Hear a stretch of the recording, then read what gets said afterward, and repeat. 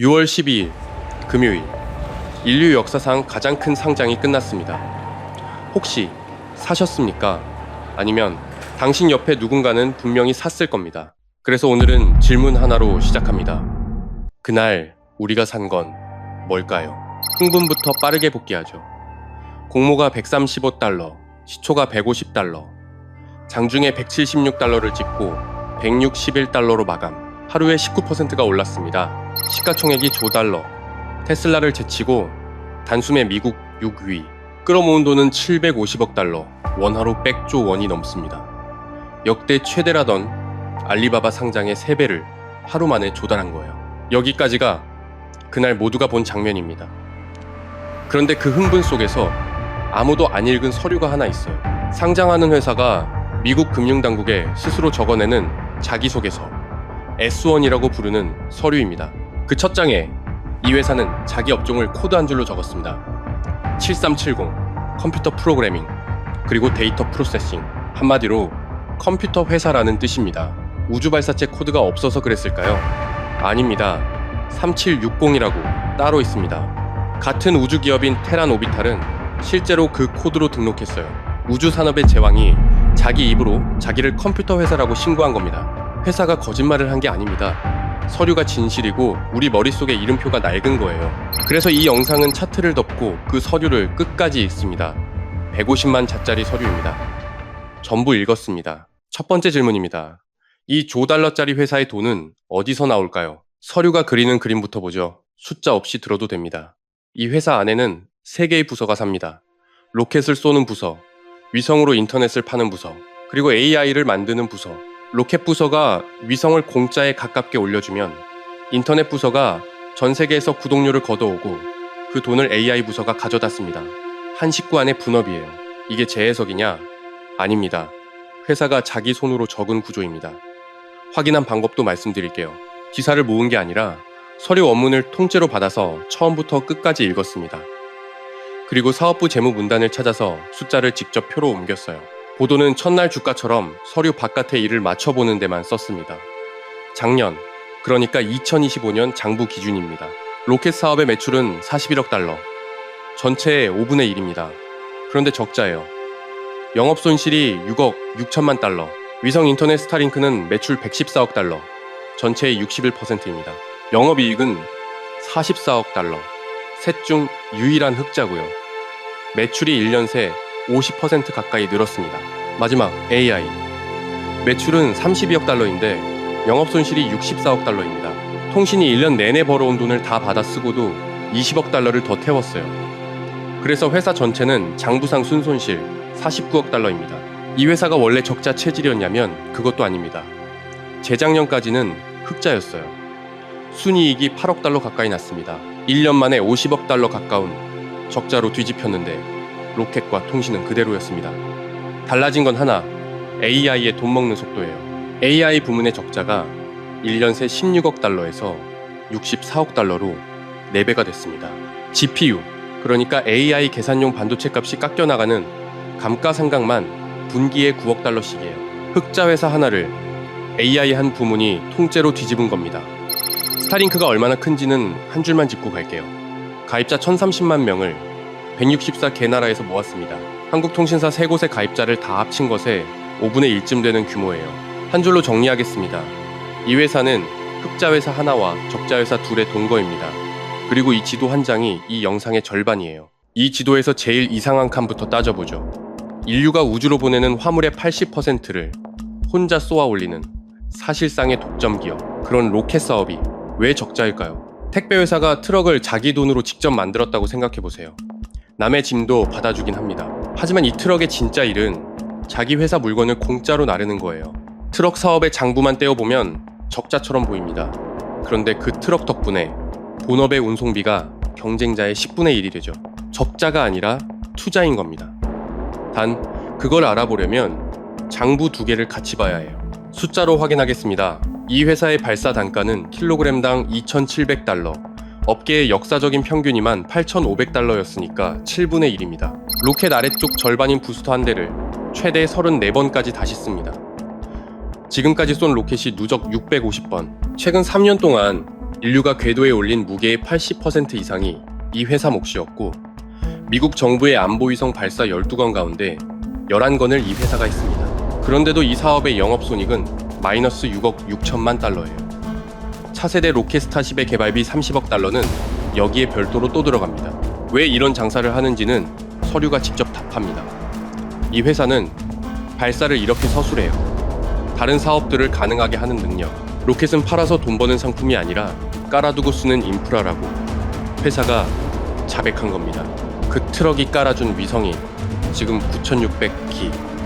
지구 주위를 도는 작동 위성 4대 가운데 3대가 이 회사 거예요. 한 줄 정리입니다. 로켓 회사니까 로켓 실적을 보자. 이게 첫 단추부터 틀린 독법입니다. 로켓은 이 회사의 제품이 아니라 물류망이에요. 그럼 다음 질문이 자동으로 따라옵니다. 트럭이 깔아준 통신망이 1년에 44억 달러를 법니다. 그 돈은 누구 주머니로 갈까요? 배경 하나만 깔고 시작하죠. AI를 키우려면 데이터 센터가 필요하고 데이터 센터는 전기를 먹습니다. 그런데 미국의 발전 설비는 15년째 거의 늘지 않았어요. 그래서 이 회사의 해법은 단순합니다. 전기가 모자란 땅을 떠나는 겁니다. 해가 지지 않는 궤도에 컴퓨터를 띄우겠다는 거예요. 그 컴퓨터를 올릴 트럭이 있고 지상과 연결할 통신망도 있으니까 없는 건 마지막 조각 AI 뿐이었습니다. 그래서 사왔어요. 올해 2월 창업자의 AI 회사 xAI를 합병한 겁니다. 돈의 흐름이 이 계획을 그대로 따라갑니다.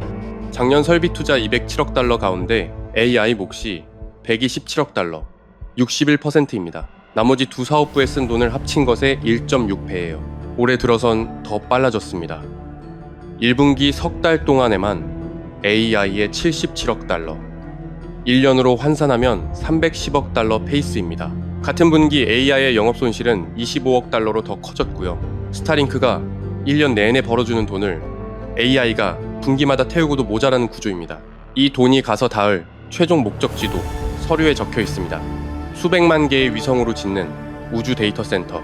시장 목표는 2028년. 물론 이건 실적이 아니라 회사가 스스로 밝힌 목표입니다. 다만 그 목표를 향해 돈이 실제로 흐르고 있다는 것까지가 장부의 사실이에요. 물론 나가기만 하는 건 아니에요. 올해 5월엔 AI 회사 엔스로픽과 큰 계약을 하나 맺었습니다. 이 회사의 AI 공장에서 계산 능력을 빌려 쓰는 계약인데 월 12억 5천만 달러씩 3년, 모두 450억 달러 규모예요. 공장이 첫 대형 손님을 받은 거죠. 다만 이 매출은 앞으로 잡힙니다. 그리고 돈의 방향 자체는 그대로예요. 지구에서 벌어서 우주의 AI로. 이 방향이 말뿐이 아니라는 증거가 서류 안에 2개 더 있습니다. 하나는 창업자의 보수입니다. 이 회사 창업자의 주식 보상은 매출이나 주가 같은 평범한 조건이 아니라 별난 조건 2개에 걸려 있어요. 첫 번째 조건, 화성에 100만 명 연구 정착. 보상으로 걸린 10억 주 전체의 공통 조건입니다. 두 번째 조건, 연 100테라와트급 우주 데이터 센터 가동. 여기엔 별도로 3억 주가 넘게 걸려 있습니다. 100테라와트가 어느 정도냐면 원자력 발전소 10만 기 규모의 출력이에요. 보상이 걸린 것이 회사의 진짜 방향입니다. 다른 하나는 회사가 투자자에게 그려 보인 미래 시장의 크기예요. 서류가 스스로 계산한 미래 시장이 28조 5천억 달러인데 내역이 이렇습니다. 우주는 3,700억 달러, 전체의 100분의 1입니다. AI가 26조 5천억 달러, 93%예요. 회사가 그린 미래에서 우주의 자리는 100분의 1인 겁니다. 순서도 짚어두겠습니다. 우주의 꿈은 2002년 창업 때부터였습니다. xAI는 2023년에 따로 만들어진 회사고요. 그게 올해 스페이스X로 합쳐진 거예요. 서류는 이 거래를 공통 지배하의 거래라고 부릅니다. 파는 쪽과 사는 쪽의 주인이 같은 사람이었다는 뜻입니다. 시장에서 가격이 검증된 거래가 아니었다는 뜻이기도 하고요.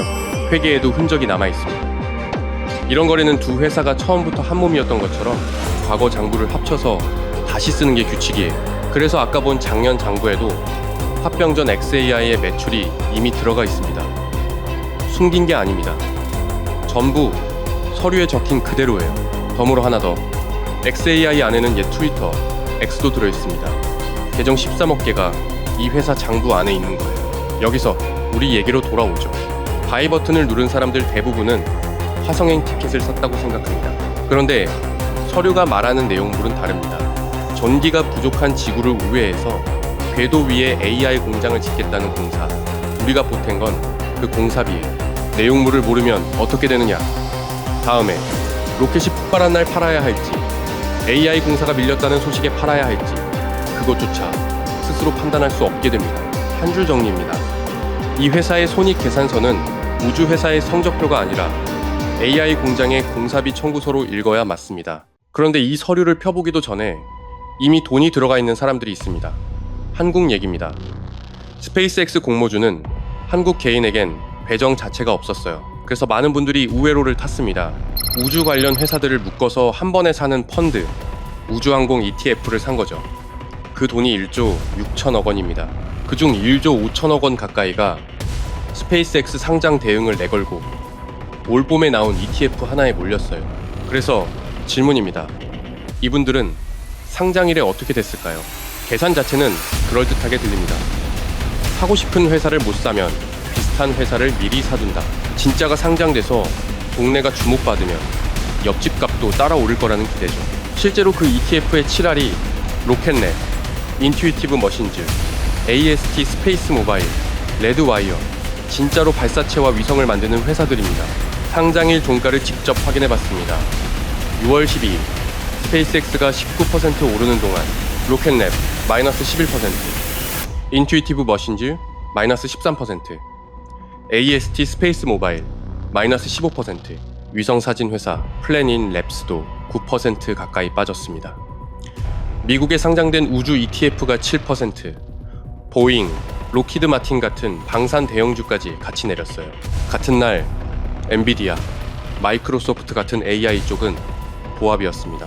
같은 동네가 따라오르기는커녕 진짜가 등장한 날 동네가 무너진 겁니다. 왜 이렇게 됐을까요? 어긋난 게 세 가지입니다. 하나, 동네가 다릅니다. 지금까지 본 대로 스페이스X에 붙은 이 조 달러의 9할은 AI와 통신의 가격입니다. 우주항공 ETF가 담은 건 발사체와 위성 하드웨어, 말하자면 스페이스X가 벗어둔 옷이에요. 둘, 낙수가 아니라 흡수입니다. 그동안 진짜를 못 사니까 대신 담아두던 돈이 진짜가 상장되는 순간 대체재에서 빠져나갑니다. 게다가 발사 시장의 80%를 준 독점자가 750억 달러의 실탄까지 새로 채웠어요. 같은 사업을 하는 작은 회사들에게 이번 상장은 호재가 아니라 경쟁 위협의 확정인 거죠. 셋, 시점이 늦습니다. 이 ETF의 규정상 스페이스X는 상장하고 두 영업일 뒤에 종가로 편입됩니다. 첫날 19% 오른 다음에 가격표로 들어간다는 뜻이에요. 오해는 마세요. 이 ETF를 팔라는 얘기가 아닙니다. 상장일에 실제로 일어난 일과 그 구조의 기록입니다. 다만 점검할 건 하나 있어요. 내 ETF가 뭘 담고 있는지. 구성 종목을 한번 열어보는 것. 한 줄 정리입니다. 간접 투자가 성립하려면 세 가지가 필요합니다. 같은 동네일 것, 낙수가 흐를 것, 제때 탈 것. 이번엔 셋 다 어긋났습니다. 이름이 비슷하다고 같은 투자가 아닙니다. 처음의 질문으로 돌아가죠. 그날 우리가 산 건 뭘까요? 사실만 다시 까면 이렇습니다. 업종 코드는 컴퓨터 서비스, 매출의 61%는 위성통신, 로켓은 매출의 5분의 1인데 적자, 설비 투자의 61%는 AI, 그리고 첫날 19% 올라서 시가총액이 조 달러, 구조로 옮기면 더 짧습니다. 로켓은 트럭, 스타링크는 금고, AI는 행선지, 그리고 이름표와 내용물 사이의 거리는 남의 일이 아닙니다. 우주라는 이름표만 보고 우회한 일, 조 6천억 원, 상장일에 겪은 일, 그게 그 거리의 가격표였습니다. 마지막은 권유가 아니라 질문입니다. 내가 이 회사를 산 근거는, 혹은 사려는 근거는 뭔가? 로켓의 독점력이라면 매출 5분의 일자리 적자 사업의 건거입니다. 스타링크의 현금이라면 흑자는 맞는데 그 이익이 지금은 AI로 빠져나가고 있다는 걸 견뎌야 합니다. 우주 데이터 센터라면 2028년 시작이 목표라고 회사가 밝힌 공사의 권고고요. 셋은 봐야 할 지표가 전부 다릅니다. 하나 더. 이 셋은 골라 살 수도 없습니다. 통신만 사고 싶어도 AI가 같은 주식 한 장에 묶여 있어요. 묶음 전체의 손익이 곧 내 손익입니다. 그러니 호가창을 열기 전에 내가 산 게 뭔지부터 확인하세요. 이름표 말고 내용물을요. 남은 질문이 하나 있죠. 그래서 시가총액이 조 달러는 비싼 걸까요? 그건 다음 편에서 따집니다.